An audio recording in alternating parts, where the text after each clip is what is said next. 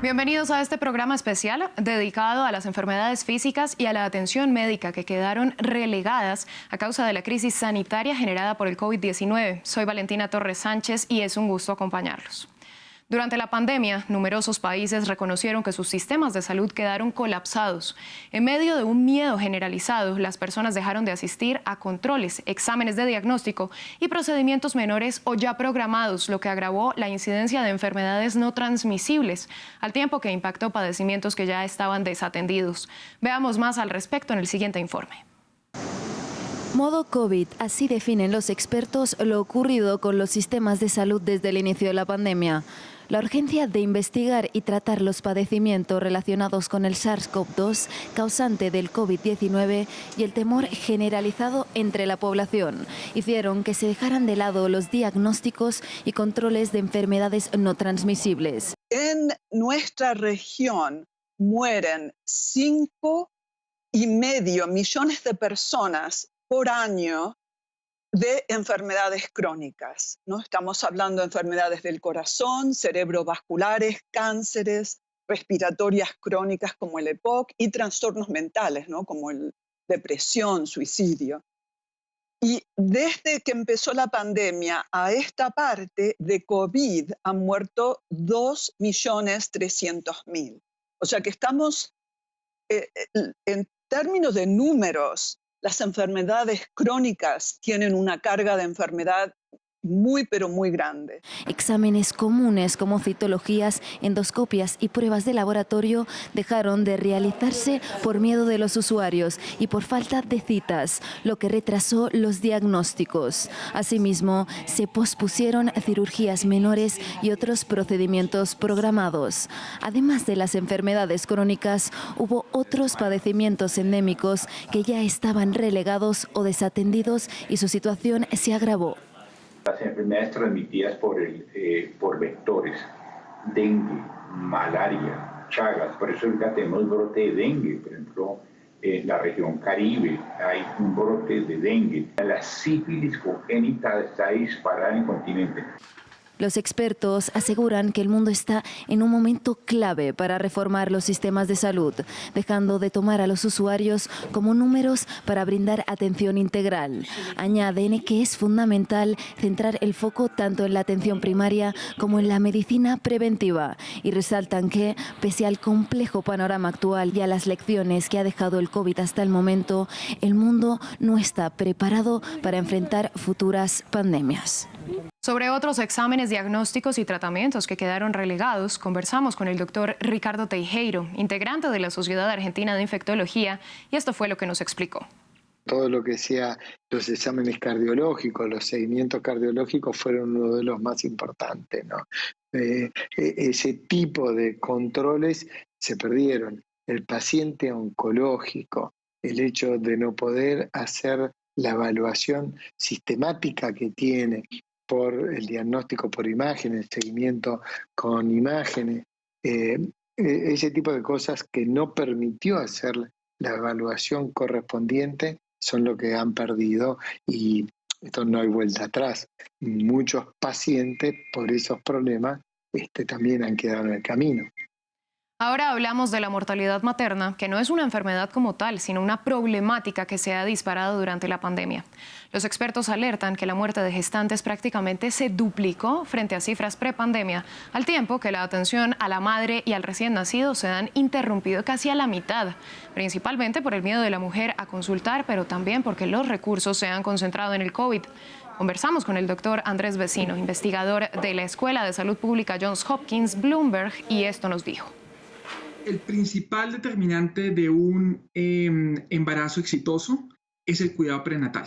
La gente dejó de ir a estos servicios preventivos y al dejar de ir a estos servicios preventivos se presentan en el momento en el que ya están en trabajo de parto con potenciales complicaciones. Son personas que posiblemente tienen complicaciones que son derivadas de que no se diagnosticaron estos problemas tempranamente por cuenta de que no había servicios de salud disponibles o que simplemente no querían ir porque temían al contagio. Ahora nos centramos en la vacunación contra otras enfermedades, un sector que también se vio afectado porque los esfuerzos se concentraron en la urgencia de inocular a la población contra el COVID-19.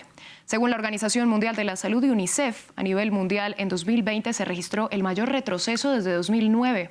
23 millones de menores no recibieron vacunas infantiles básicas en ese año, una cifra que supera en casi 4 millones la registrada en 2019.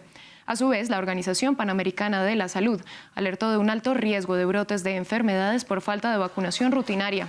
Estos organismos resaltan que los más afectados son los niños y adultos que viven en comunidades golpeadas por conflictos o en lugares apartados y de escasos recursos.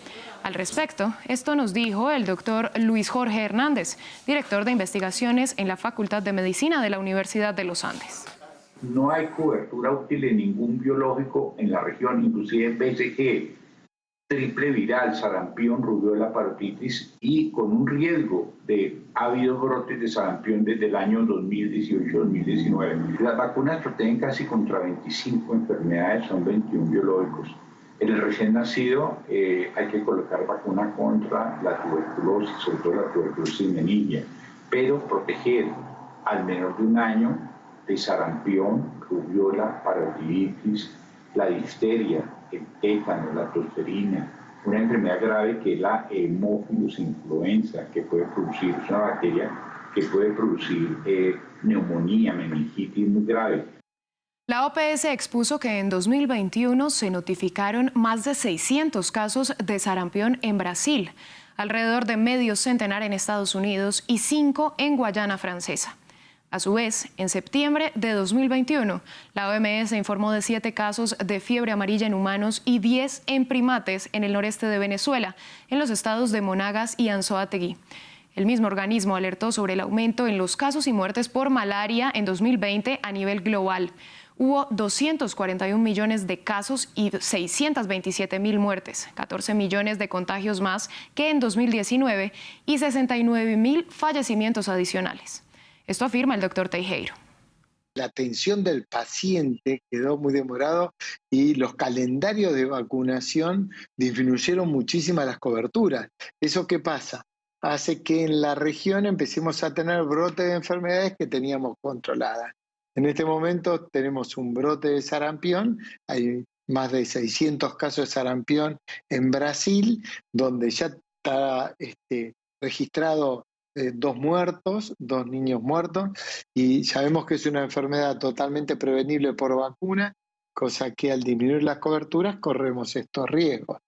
Eso es una de las enfermedades que tenemos que tener muy en cuenta. A la vez también tenemos brotes de malaria que están habiendo en distintos sectores y de fiebre amarilla que también hay en Brasil, en Venezuela. O sea, son cuidados que tenemos que tener en la región y tenemos que empezar a mirar nuevamente en cómo lograr controlar estas enfermedades. Pese a que parece que todos los efectos de la pandemia fueron negativos, los expertos resaltan avances en materia sanitaria ocurridos a raíz del COVID-19. Esto expuso la doctora Beatriz Champagne, coordinadora regional de la Coalición Latinoamérica Saludable. Antes la salud se veía con menos prioridad que ahora. El COVID nos ha dado así una bofetada, ¿no? Que uno se da cuenta la importancia que tiene la salud y mantener a la población saludable para la economía de nuestros países. Pensemos también digitalización que está ocurriendo en muchas partes del mundo ahora, la telemedicina, la inteligencia artificial. Son muchos los aprendizajes que pueden resultar de una situación como la que ha vivido el mundo en estos casi 2 años. Es prácticamente una opinión generalizada que los sistemas de salud tienen que ser modificados de forma estructural, poniendo la atención primaria en el centro de la agenda. Pero realmente se puede decir que hemos aprendido la lección y que el mundo podría enfrentar otra pandemia en un futuro cercano. Esto es lo que afirma el doctor Vecino. En este momento no son claras las lecciones. En parte no lo son porque hemos estado en un estado de emergencia constante. Hemos estado un poco intentando y viendo qué funciona y qué no funciona. Y realmente yo creo que no hemos tenido el tiempo de mirar para atrás y mirar qué fue lo que hicimos bien, qué fue lo que hicimos mal y cómo prepararnos para la próxima pandemia. Hace un par de semanas salió el índice actualizado de seguridad global en salud y muestra que la mayoría de países, de hecho, se encuentran en un índice bastante bajo de preparación para una próxima pandemia. Paradójicamente, 2 años después de haber entrado en una pandemia, estamos todavía no preparados para recibir una nueva. De la misma forma, el doctor Teijeiro asegura que es probable que la salud deje de estar en el centro de la agenda en cuanto pase esta pandemia, tal como ha ocurrido con otras en el pasado. Creo que va a volver a pasar si vuelve a haber una pandemia. Las pandemias, vos sabés, nunca son con tanta frecuencia. Pasan periodos de 6 años, 8 años, 10 años. Entonces es el periodo suficiente para que los gobiernos dejen de invertir en los sistemas de salud y la nueva pandemia va a sorprender nuevamente. Y esto va a seguir pasando. La salud, para muy pocos gobiernos, podemos nombrar algunos, pero muy pocos gobiernos le dan la importancia que debieran, ¿no?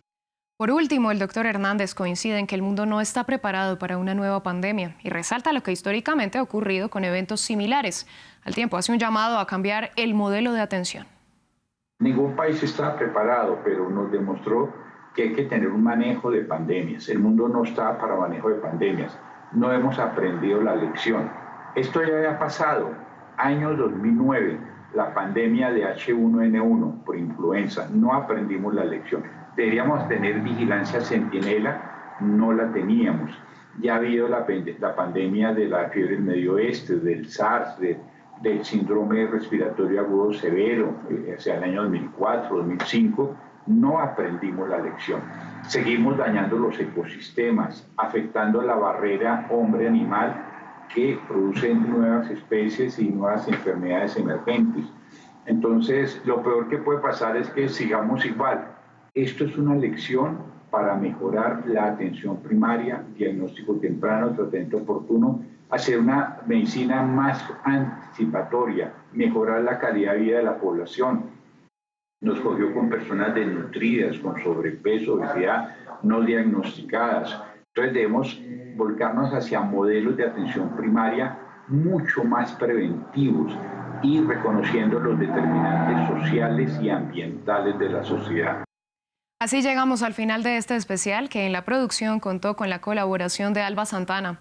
A los expertos que participaron les agradecemos su análisis y su tiempo. Y a ustedes les pedimos que se sigan cuidando y les recordamos que pueden ampliar toda la información en france24.com.